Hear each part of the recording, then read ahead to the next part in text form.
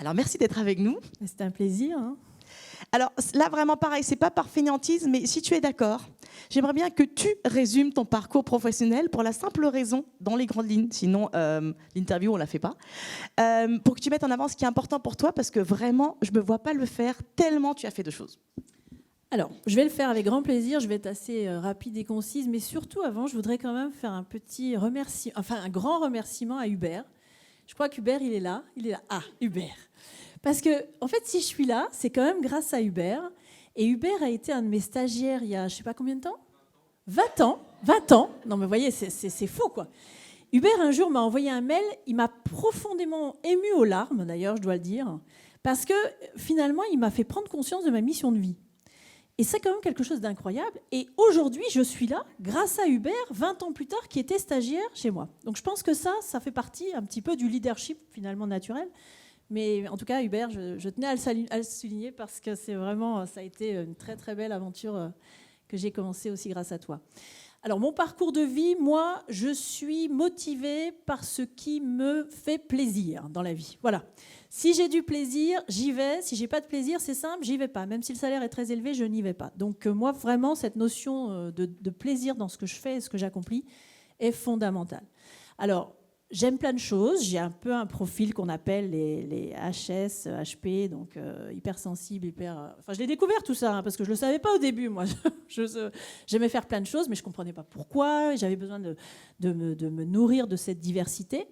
Donc, j'ai fait plein de choses. Donc, la première chose, c'est que j'ai fait des études de mathématiques au lycée Henri IV parce que j'avais un père professeur de maths et une mère médecin. Donc, ils m'ont dit, écoute, c'est bien que quand même tu nourrisses ton bagage. Mais à côté de ça, je faisais beaucoup de danse classique et j'ai donc fait j'ai eu le premier prix de danse classique de Paris, du Conservatoire de Paris. Et fort de tout ça, une fois que j'ai eu passé mon bac, je suis partie aux États-Unis et j'ai commencé une carrière de danseuse internationale. Donc, beaucoup dans le classique et dans le modern jazz.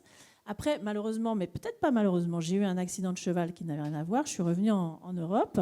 Et moi, il y a souvent des coups de fil magiques dans ma vie. J'ai 3 coups de fil magiques qui ont changé à chaque fois mon orientation.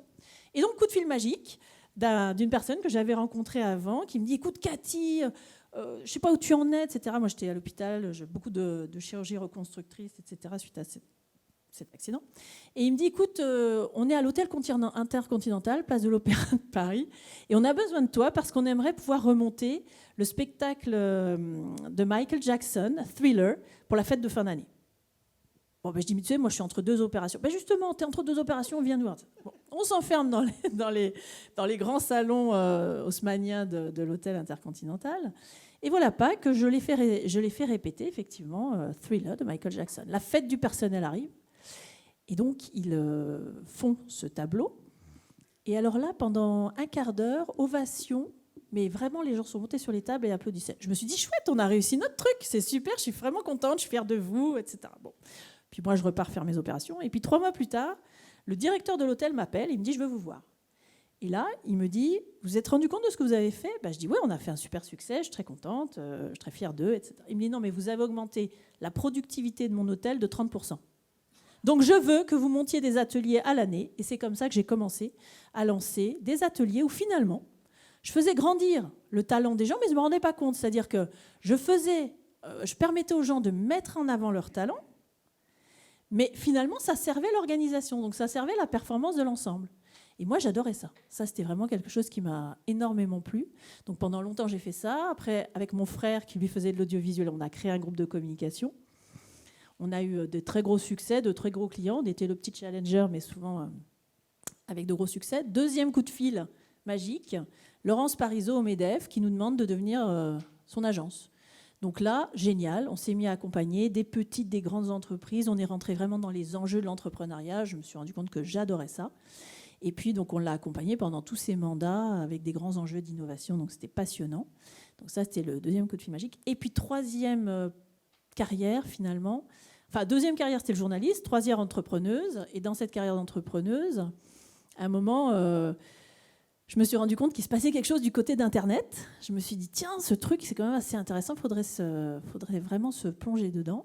On a créé une entité digitale au sein du groupe que j'ai dirigée.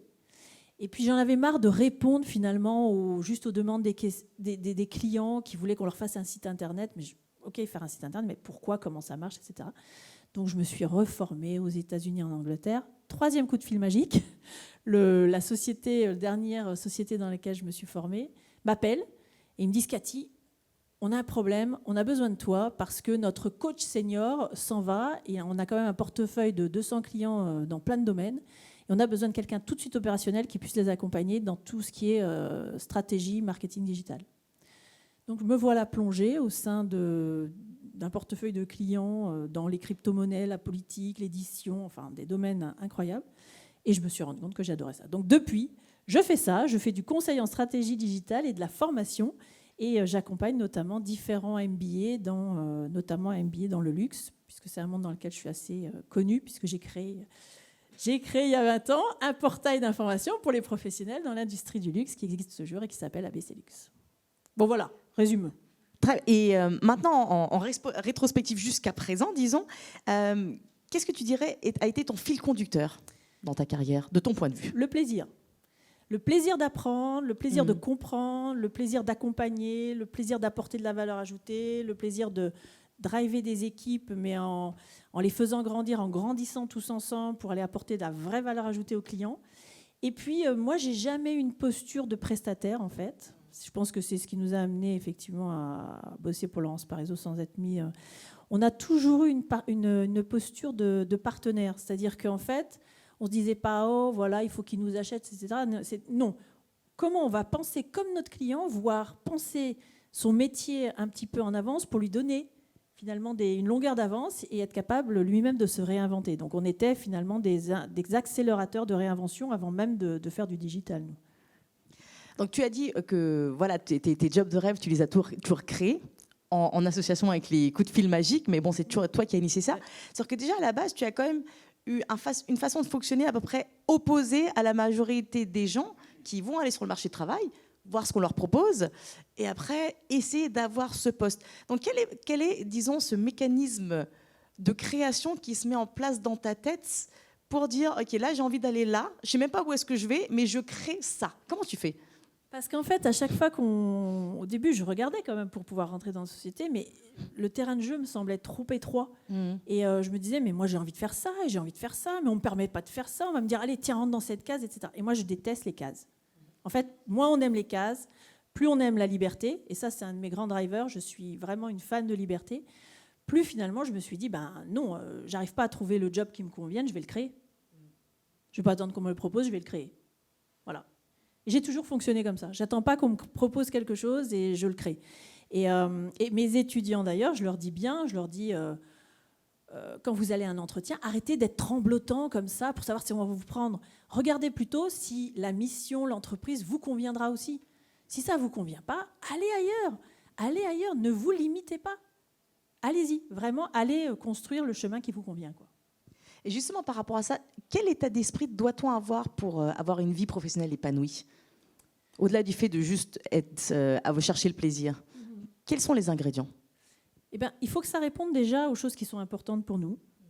Donc, bien se connaître, bien définir finalement ce qui est fondamental pour soi. Est-ce que ça va être d'être dans un job où on n'a pas trop d'autonomie, ou est-ce qu'on a besoin d'autonomie ? Moi, par exemple, je voulais un job là depuis 5 ans dans lequel je pouvais travailler partout.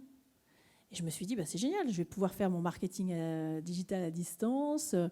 Au début, les clients, le confinement arrive et alors ils se mettent tous à vouloir travailler à distance. Mais c'était génial pour moi, la révolution. J'ai fait une année incroyable. Donc, je dirais que rien n'est impossible, mais vraiment rien n'est impossible. Simplement, je crois qu'il faut pas se mettre de barrières. Et puis, il faut aller là où on a envie d'aller. Et si on ne le trouve pas, il faut le créer, quoi.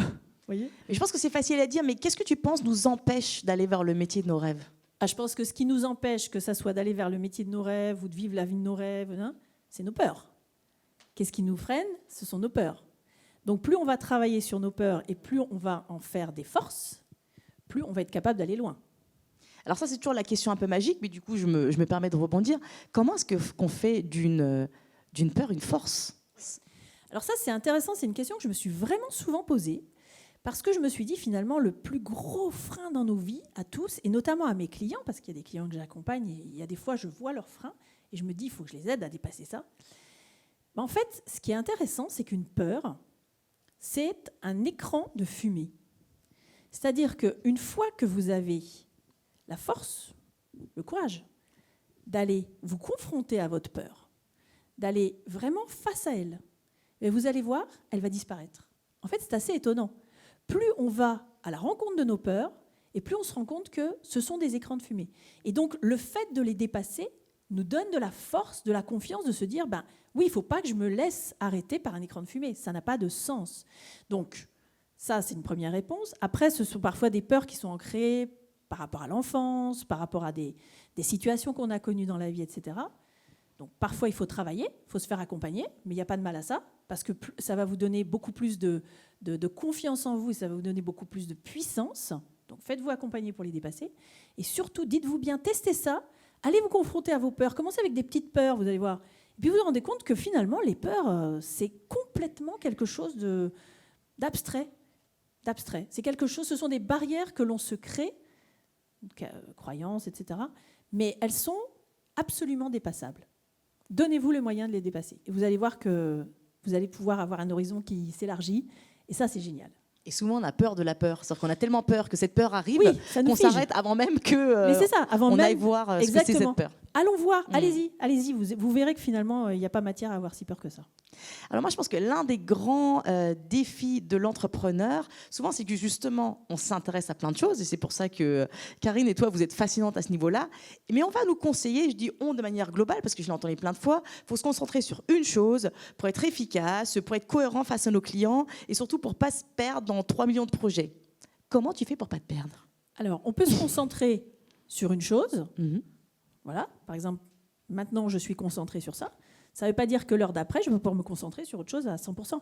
Ce qui est, je crois, effectivement inefficace, c'est de vouloir faire tout en même temps, de ne pas se donner les moyens, de ne pas mettre de priorité, de ne pas trouver les bons outils, de ne pas trouver les bonnes équipes, etc. Mais ça, c'est notre rôle d'entrepreneur. C'est de constituer le bon environnement qui va faire qu'on va réussir à avancer dans notre projet.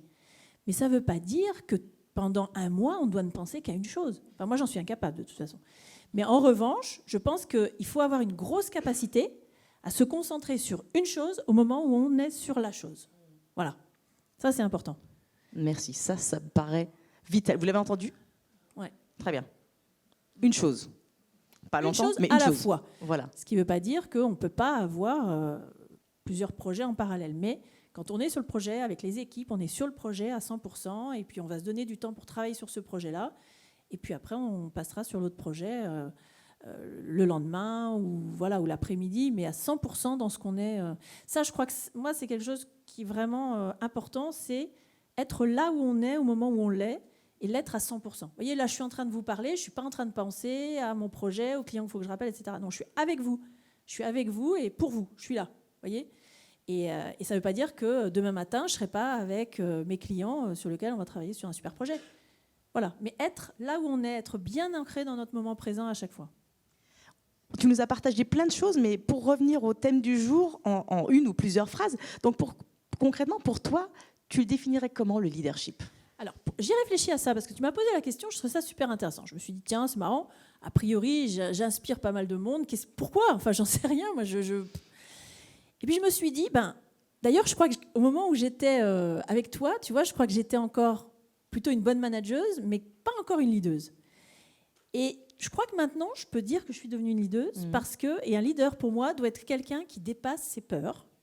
Peur qu'on lui pique son job, peur de ne pas être à la hauteur, peur de ne pas savoir répondre à telle question si jamais... Mais non, on constitue une équipe, on va chercher les meilleurs. Nous, on n'a pas besoin de tout faire, On a la capacité de pouvoir donner la vision, de nous mettre, j'ai beaucoup aimé cette image, de nous mettre derrière la personne, de l'accompagner, de lui donner le petit input au moment où il en a besoin parce qu'il se sent bloqué. Donc par contre, on doit avoir une grosse capacité d'écoute, mais d'écoute vraiment, pas juste de fil d'écoute, être capable d'avoir dépassé un certain nombre de nos peurs pour être capable de prendre par la main et de guider. Ça, pour moi, c'est un vrai leader. Toi qui as visité plein de domaines différents, est-ce que tu penses qu'il y a différents types de leadership pour différents domaines, ou ça s'applique à tout ? Ou est-ce qu'il y a des adaptations à faire quand même ? Alors, je ne suis pas une experte de tous les domaines, donc je n'aurais pas la prétention de vouloir... Je ne sais pas, c'est quelque chose que je partagerai volontiers avec des personnes dans d'autres domaines, mais je crois qu'effectivement, dépasser sa peur nous rend beaucoup plus libres et donc beaucoup plus libres d'accompagner. Et pour moi, un leader, il a quand même le rôle d'accompagner, de coacher, plutôt que de faire. Donc, j'aurais tendance à dire oui. Oui. Et une petite question beaucoup moins sérieuse pour la fin. Quelqu'un qui est leader naturel comme toi, est-ce que tu appliques les mêmes règles, la même approche à la maison? Est-ce que parfois tu entends « Non mais c'est bon, tu peux arrêter de jouer ta chef, s'il te plaît ?» Oh là là, oui. Alors là, mon mari, ça, par contre, il me dit « Bon, tu sais, avec moi, il faut que tu baisses les armes. Moi, j'ai pas besoin que tu me coaches. C'est moi qui pilote. » Ok, ben finalement, c'est pas mal aussi. Hein. C'est pas mal. J'ai un peu de mal à le faire parce que c'est pas naturel chez moi. Mais j'apprends. Tous les jours, j'apprends grâce à lui. Merci beaucoup pour cet échange très Merci. riche et très inspirant.